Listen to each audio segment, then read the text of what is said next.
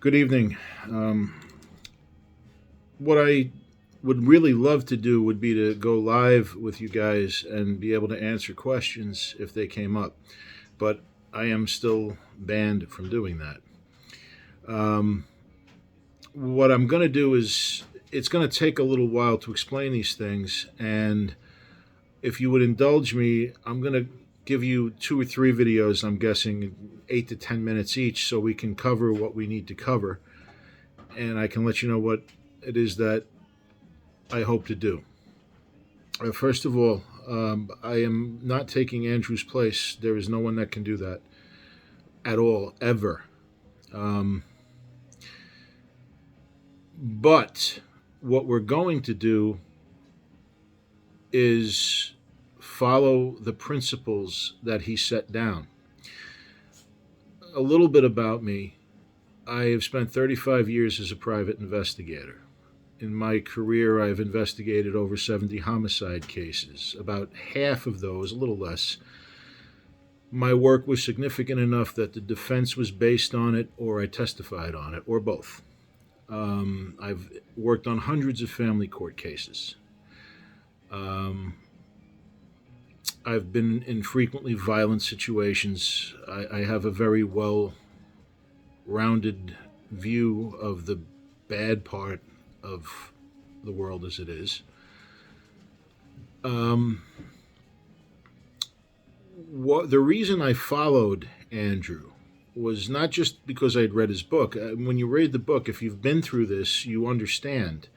But my observations about what I've seen completely validate everything he ever had to say.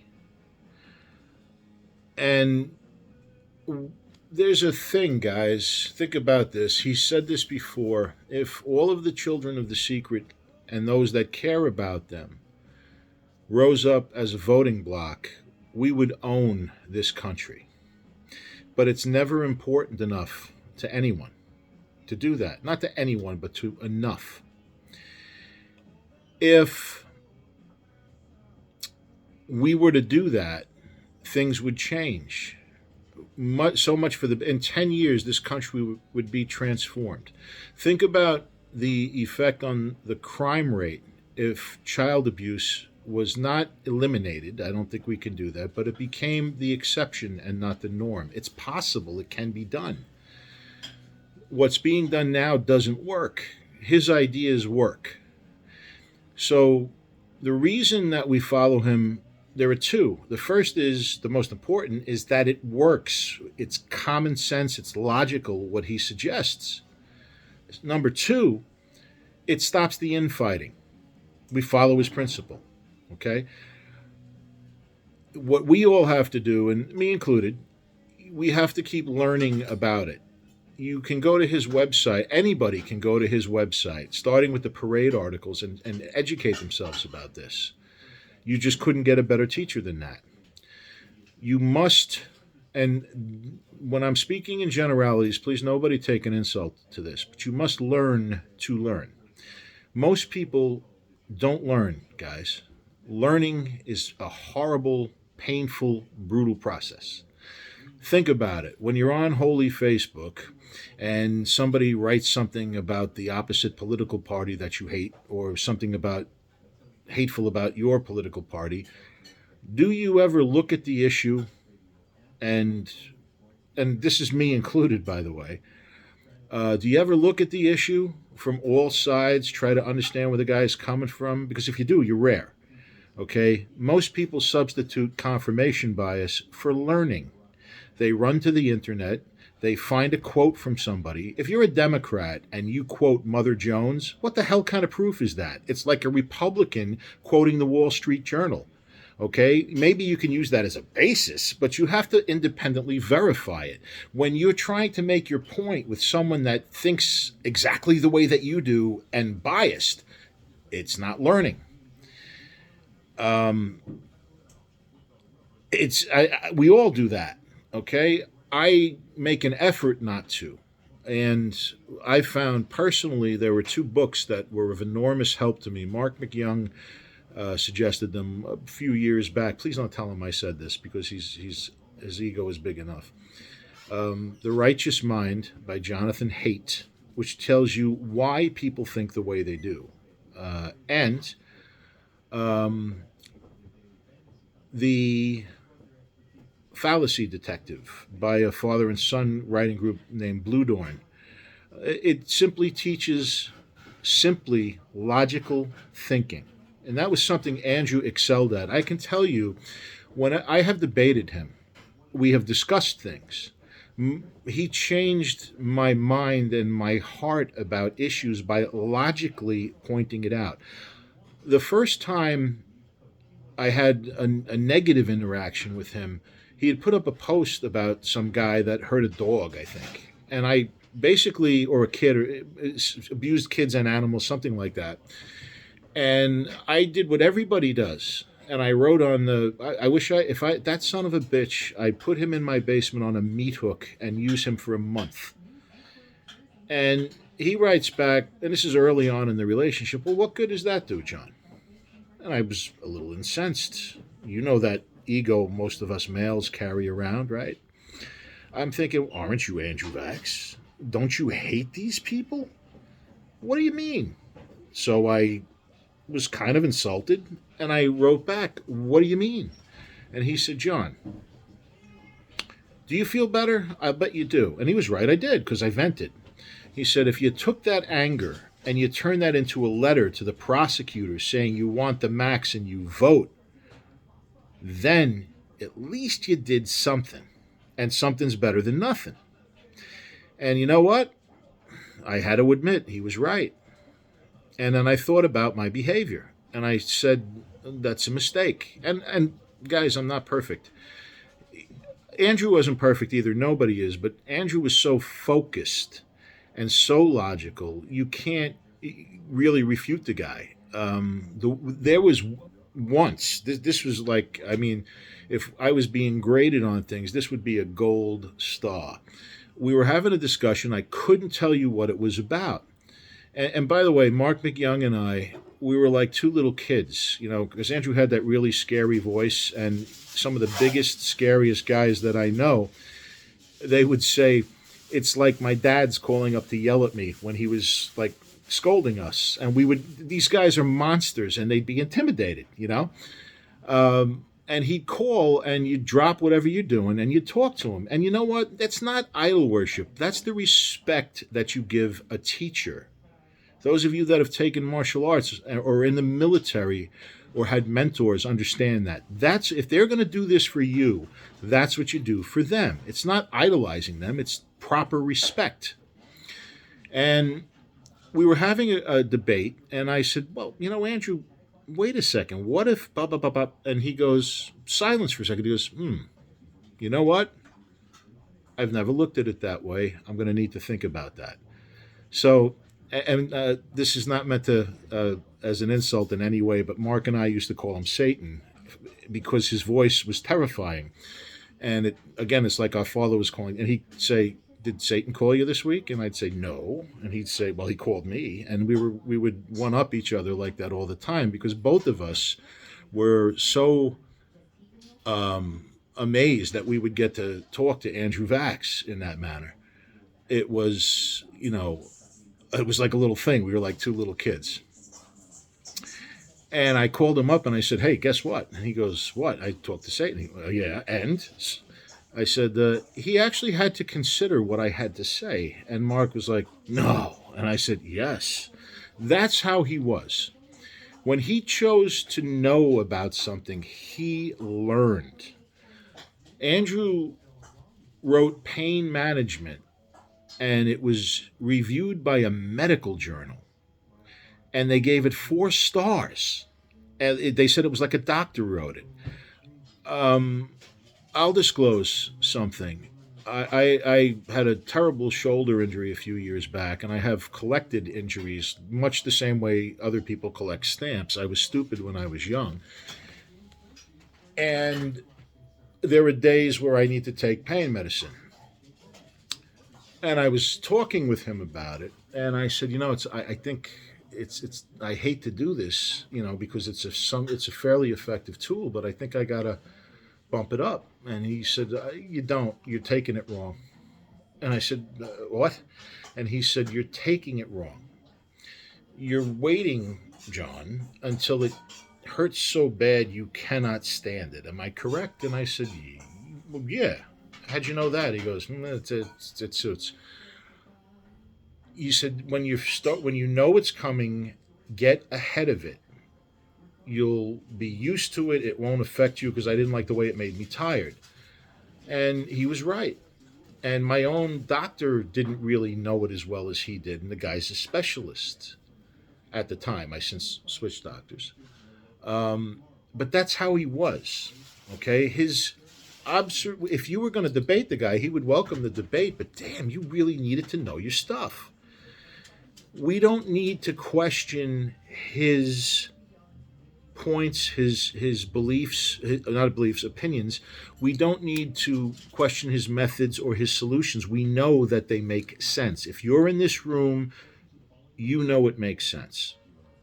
That eliminates the fighting about, well, what is it that we're going to do? This is what we're going to do, what he said. And any one of us can learn what he knew by reading the articles. Okay? That's important. Even if you know your stuff, you can go to that YouTube channel I have and you'll see just 4 or 5 instances. I've talked maybe a dozen times. I've talked to people.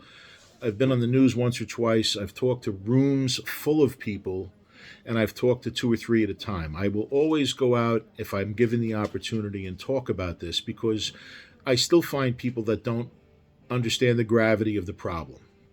So I don't mind doing that. And you would be welcome to do that. But you know what? You have to know what you're talking about. And you have to be ready to answer questions. And you have to be able to explain things. So that's one of the reasons why I put the video up of the book signing that I did. You can look and you can see. It's not that I'm bright. I'm not stupid. But it's that I took the time to listen to him. And most of what he taught me, guys, it's not like he was teaching me different than what he wrote about. And anybody can do that. He could a lot of the stuff he knew, you knew, especially if you're a child of The Secret, but he articulated it in such a way that it made complete sense, okay? And you have to put effort into it. And there's constant infighting among people that are children of The Secret. I've seen arguments degenerate into who was abused worse. There's a lot of pain that goes along with this, okay? But you have to remember something. Just because you were abused doesn't make you an expert. It makes you an expert in your situation and your pain. That's the way the world works, guys. You're not a cardiologist simply because you had a heart attack. People don't know the difference between belief, opinion, and expert opinion. Okay? The truth is what it is. Submit to it or live a lie. You can want something not to be as much as you want, but who do you hurt if you fight it and you know it's true? Yourself and children. We don't talk about politics in here, okay? Andrew, it's funny. Funny thing is, I've met people that have thought Andrew was left. The guy really wasn't political. He only cared about kids. Me personally, I'm what you would call a fiscal conservative. I don't care who sleeps with who. All human beings. There's no gay rights. There's no right. Every human being has rights. I wouldn't care if I lived next to 2 lesbians who had AKs to guard their marijuana crop. I would hope they would sunbathe and offer me cookies once in a while. And I would have absolutely no problem with them having a gun as long as they weren't a paranoid schizophrenic or had a record of sociopathy or something like that where they hurt people for enjoyment. So I don't care about those things. Andrew and I both recognized that the war on drugs is futile. It's stupid since its inception. It needs to be. Not saying that we should just allow drugs to overrun the country, but it needs to be changed. And the primary focus of the legal system needs to be crimes against children, and then it might transform into a justice system. He and I both agreed on that, and that's how I felt long before I met him, because of observations, criminal defense work. I used to feel the same as you guys, and I corrected somebody. I did what he did automatically. Let's give all the baby rapers the death penalty. It doesn't work. Okay, first of all, the death penalty, they do make mistakes. I was that way. Give them the death penalty, and he said, John, and he laid this out for me. You're making them into jailhouse celebrities. Huge white-collar firms with enormous resources will defend them on principle. They will never actually be killed, or it will take, many of them will just die before it happens. And it's a huge waste of time. And we're taking resources from a system that doesn't allocate enough resources to child protection and moving it towards that. Second conviction, life with no parole. Okay? He was logical in his thoughts. He also did criminal defense work. He knew there were false accusations. You saw these ridiculous figures, only 2% of accusations are false. Well, that's a lie. The U.S. Justice Department, I looked this up, you can look it up, okay? The U.S. Justice Department used to keep track of false allegations, what they thought were false allegations, about 25 years ago. They estimated it at 10%, but when they did an audit, their own people said it's closer to 20 or 25%, and they stopped tracking it. Andrew will tell you, if you don't think kids lie, spend a day in family court. A lot of people have asked me, how can you do criminal defense work? How could you defend someone that was accused of hurting a child and still advocate for the things that you do? Well, that's simple. Due process, something else Andrew believed in. We don't do guilt by accusation. You go by conviction. Yes, it will be wrong sometimes, but overall it's going to be a lot more correct than guilt by accusation. That's the truth. Okay, there are false allegations. And people say to me, especially people that have been wounded by them, well, what about false allegations? The answer to false allegations, the same as for child abuse. Better investigators, better prosecutors, more money injected into that aspect of it, and you'll have less false allegations. But it happens in such a way that the fanatics will say children never lie. That's insane. Of course they do. Of course they do. Sometimes they're made to lie. Sometimes a child that has been raped will make up an accusation, and that's not true, but they've been raped before. It's the issue of no statute of limitations came up, and something that he taught me, because I remember calling him and saying, Andrew, is it me? Am I wrong? I just think no statute is a bad idea. Because of course it's a bad idea. You want 90-year-olds being accused by 70-year-olds of something that might have happened 60 years ago? No. Again, limited resources in this system, and they're not enough allocated towards what we need them to be allocated towards. And why would you want that? Of course, and he had a perfectly raised the stupid age in New York, which was 21, which is ridiculous, to 35, and have a provision so that if the person was in a psychiatric coma for some reason, it'd take me a lot longer to explain that, but they'd have a way to waive the statute. They'd need 2 psychiatrists to testify for them. That was perfect.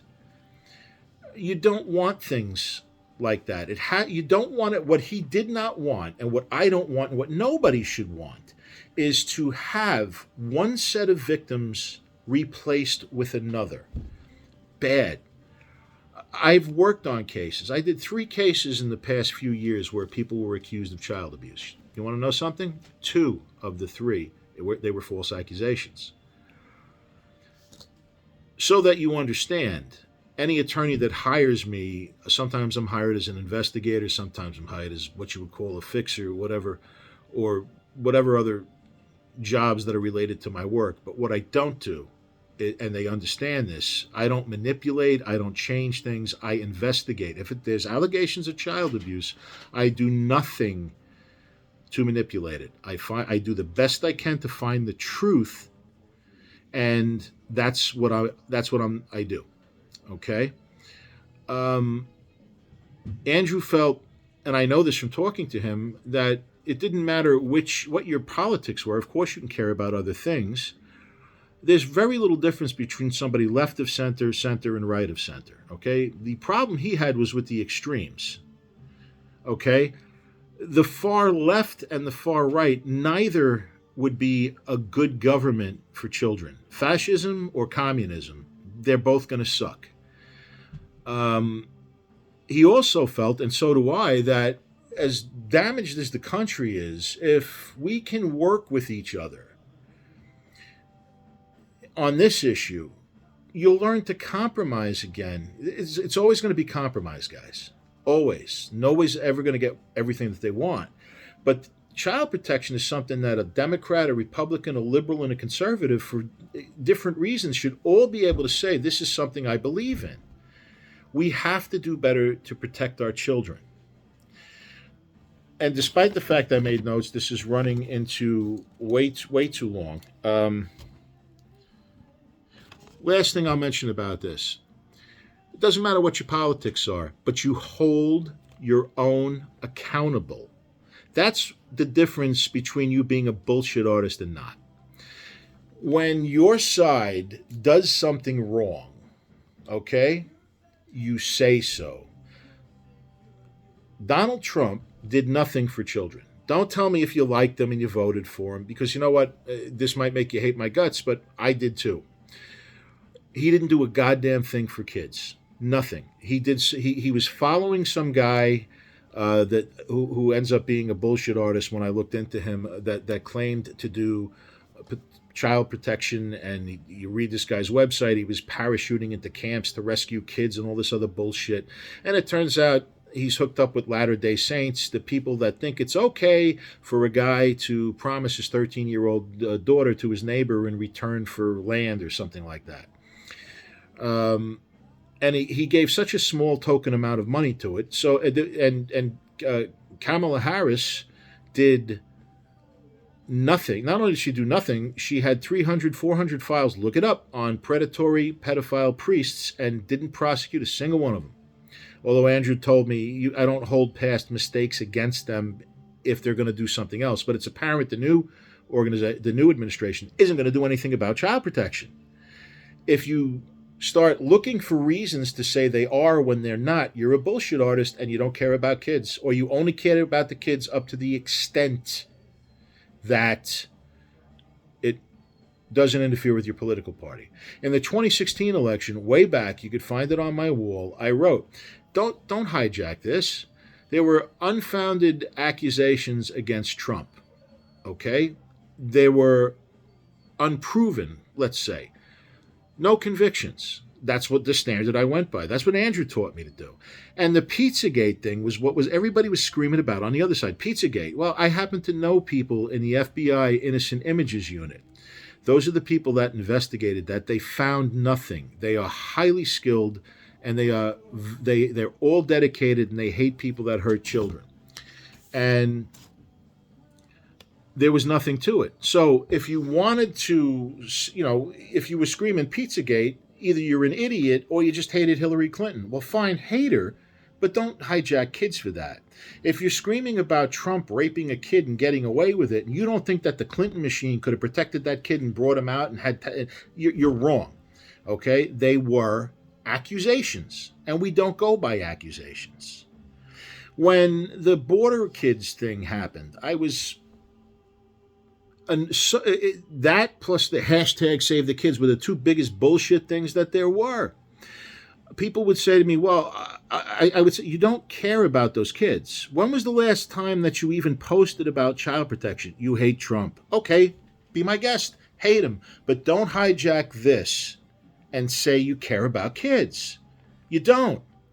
There were people protesting in New York. There weren't people at ACS protesting every time a kid's beaten to death, either in foster care or in their natural home when they should have been taken out. There's never protests for that, but you're going to protest this?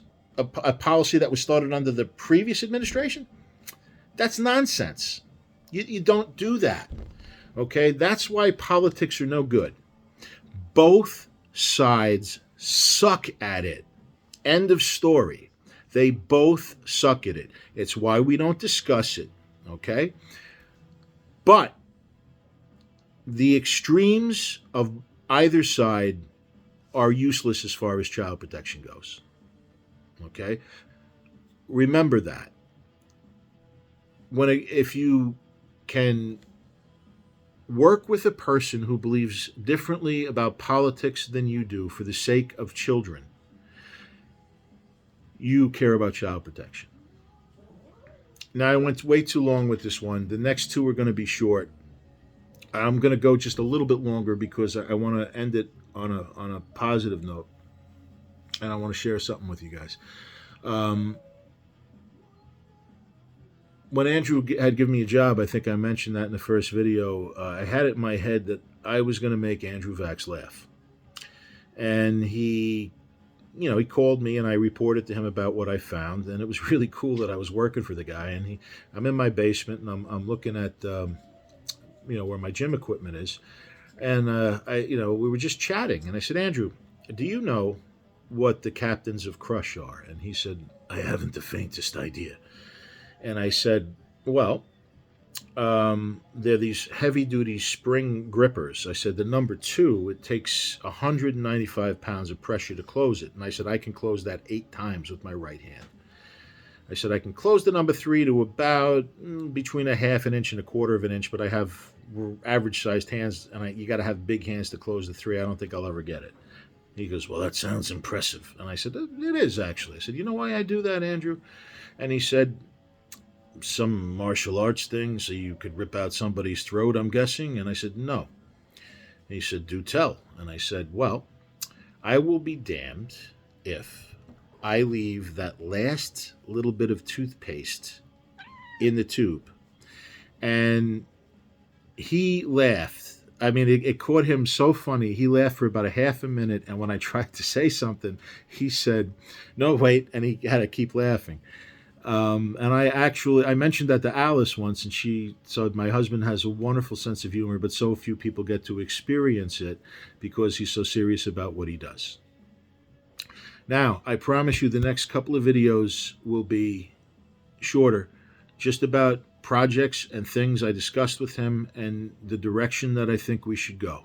I'm not trying to replace him. I had ideas. He approved of them. He thought they were a good idea. I'll need help. My work is feast or famine, and if I don't have assistance with the projects, it shelves until I can get back to it because I still have to make a living. If some point in the future something happens where I can do this and not have to worry about making a living or my books take off or whatever, that's fine. But until then, I got to make a living. And if I have people to help that are aware of why we're doing it and understand the principles, then it'll work. So I look forward to us working together. And I want to, again, make it clear, no one could replace him. Any one of us can forward this stuff, okay? You don't have to stay with us. We have 2 groups. The Children of the Secret is one I started. Those are all people that I started with and brought them into this. And I started his group, the Zero, because Facebook had kicked him off. And it's more so for the people in this group that I'm saying, I can't replace him.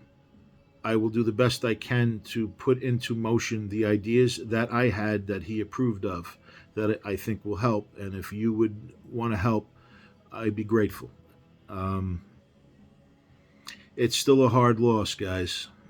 It's still a hard loss for everybody. So it was good staring at myself and talking to my cat who's jumped up twice. I wish we could do this live, but that'll happen another time. And I'll talk to you all soon, okay? There you go.